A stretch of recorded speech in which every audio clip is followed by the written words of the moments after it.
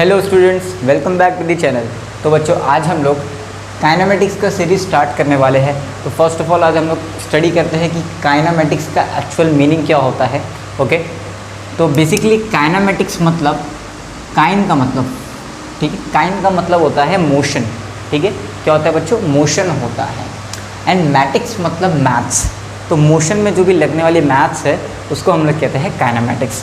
Okay, तो आज हम लोग कुछ बेसिक टर्म्स को समझेंगे, ठीक है, और कुछ क्वेश्चंस को भी सॉल्व करेंगे। ठीक है, तो वीडियो में लास्ट तक बने रहना।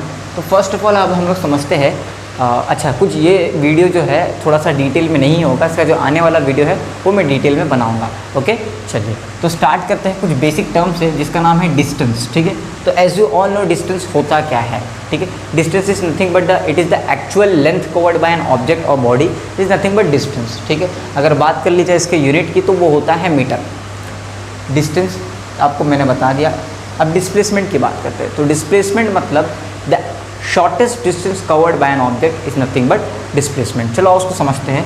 अगर मैं ए पॉइंट से चला बी पॉइंट तक, बी पॉइंट से चला सी पॉइंट तक, ए पॉइंट से लेके 10 मीटर तक बी पॉइंट तक डिस्टेंस है, और बी से सी 10 मीटर तक का डिस्टेंस है। अगर मैं डिस्टेंस की बात करूँ तो ये एक्चुअल लेंथ जो है, अगर ऑब्जेक्ट ए पॉइंट से निकलता है तो यहाँ तक पहुँचा, मतलब टोटल उसने डिस्टेंस कितना कवर किया बच्चों?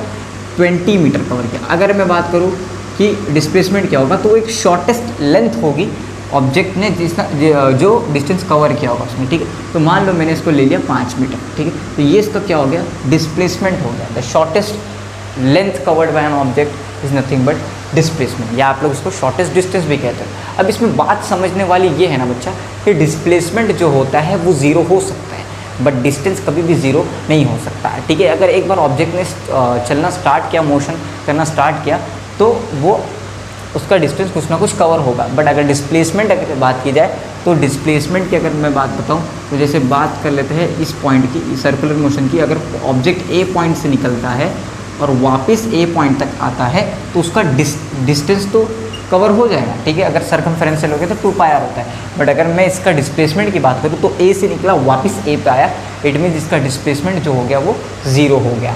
ठीक है, तो distance can not be zero, displacement can be zero, ये चीज़ याद रखना।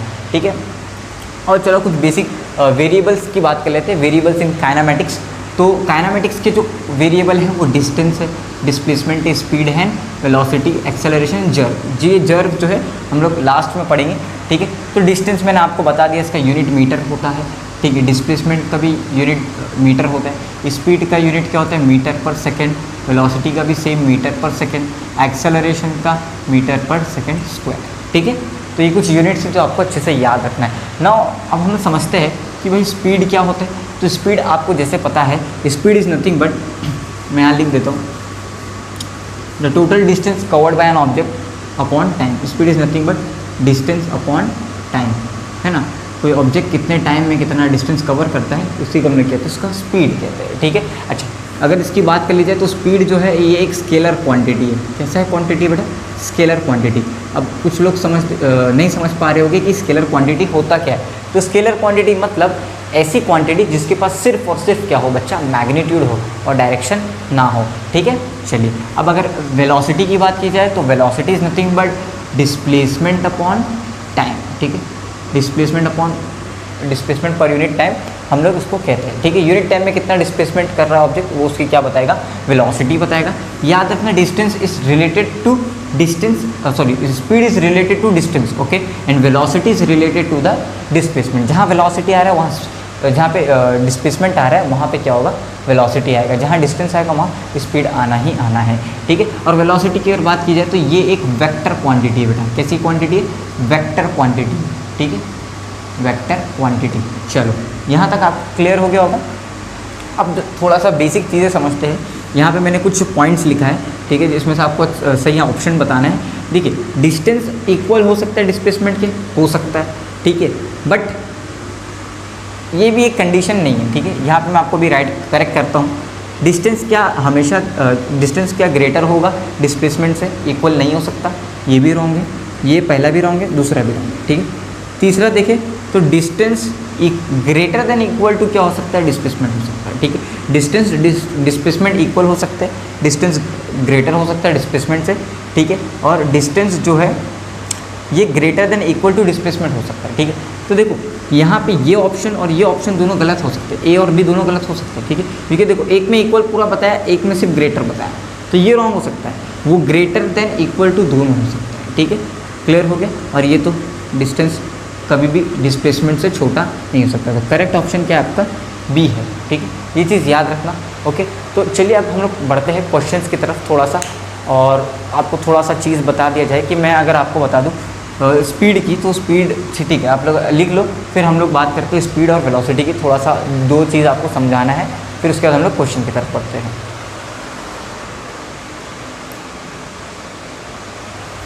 ओके स्टूडेंट्स, तो आज हम लोग देख लेते हैं स्पीड और वेलोसिटी, ठीक है। देखो स्पीड में भी दो टाइप आ जाते हैं, एक एवरेज स्पीड होता है और एक इंस्टेंटेनियस स्पीड होता है, ठीक है। एवरेज स्पीड बोले तो अगर पार्टिकल, जैसे अगर मैं बात करूँ ठीक है,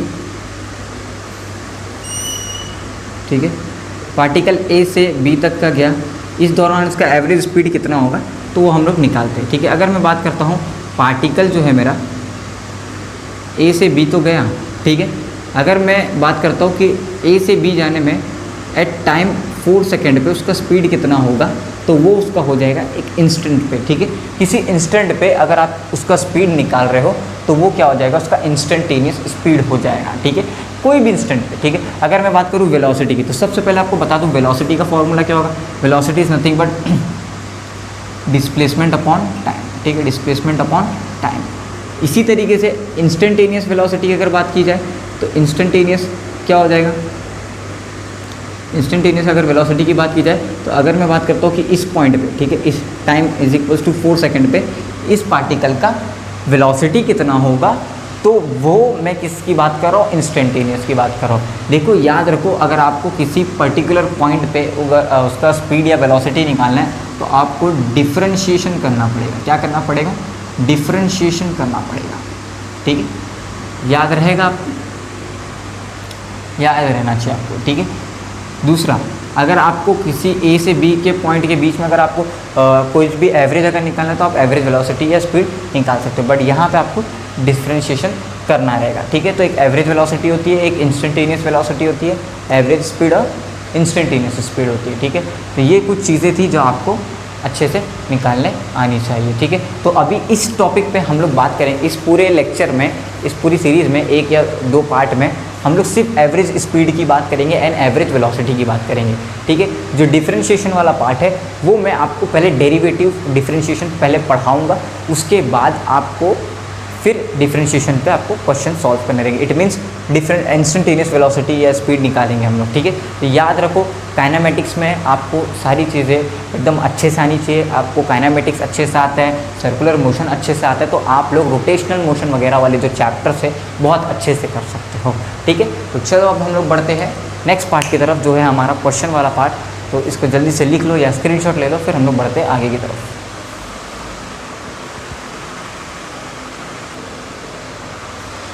ओके बच्चों, तो आज हम लोग एक क्वेश्चन सॉल्व कर लेते हैं। तो देखो आपको क्वेश्चन में क्या दिया गया है, a body moves in a semi circular path, find ratio of distance and displacement, ठीक है। डिस्टेंस एंड डिस्प्लेसमेंट का रेशियो पता करना है। तो सबसे पहले आप जो लिखा गया है उसकी ड्राइंग बना लो, ठीक है।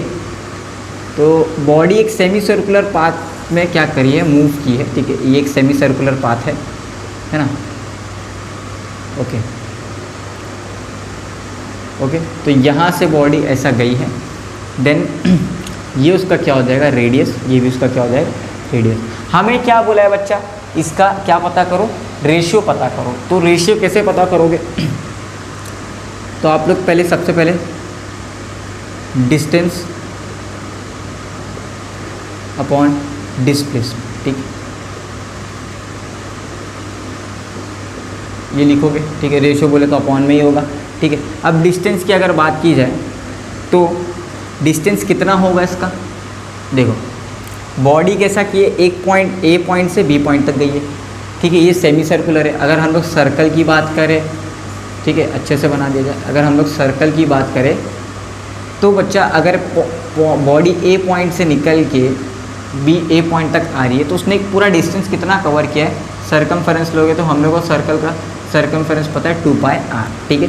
लेकिन अगर मैं कहूँ कि बॉडी सेमी सर्कुलर में मूव की है तो सर्कमफेरेंस आधा हो जाएगा, मतलब πr हो जाएगा, ठीक है। तो डिस्टेंस उसने कितना कवर किया है, सेमी सर्कुलर पाथ का डिस्टेंस कवर किया है, मतलब सेमी सर्कुलर का सर्कमफेरेंस कितना होगा, πr होगा, ठीक है। ये पूरा का 2πr है तो उसका आधा कितना होगा, πr।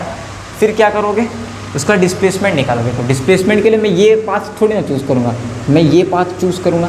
ए से बी यहाँ तक जा रहा है, तो ए से बी कितना जा रहा है, ये r है, ये भी r है, तो r प्लस r कितना हो गया, 2r हो गया, है ना।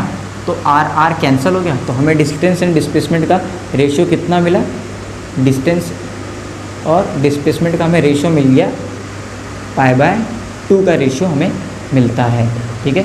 तो ये क्वेश्चन कुछ इस तरीके से आप लोग कर सकते हो, ठीक है। तो अब हम लोग बढ़ते हैं नेक्स्ट पार्ट की तरफ, जो कि थोड़ा सा टफ है, ठीक है। तो ऐसे क्वेश्चन की नोट्स बनाते रहो और मैं कुछ क्वेश्चन आपको होमवर्क दूंगा, वो क्वेश्चन आप कर सकते हो, ठीक है ना। चलिए तो बढ़ते हैं नेक्स्ट पार्ट की तरफ, जल्दी इसको लिख लो, फिर हम लोग बढ़ते हैं।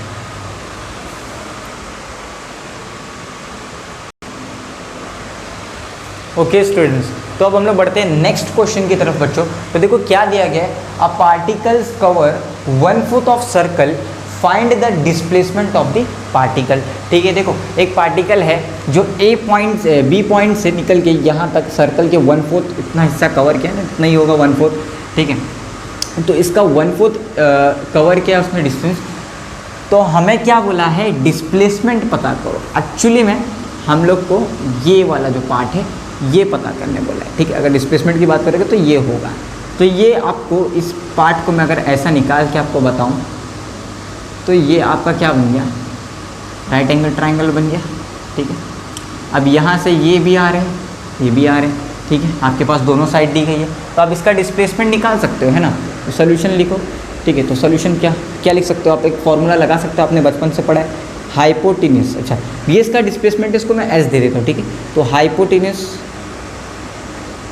का square is equals to side 1 का स्क्वायर प्लस साइड 2 का स्क्वायर, ठीक है। हाइपोटेन्यूस क्या है, एस का स्क्वायर, ठीक है।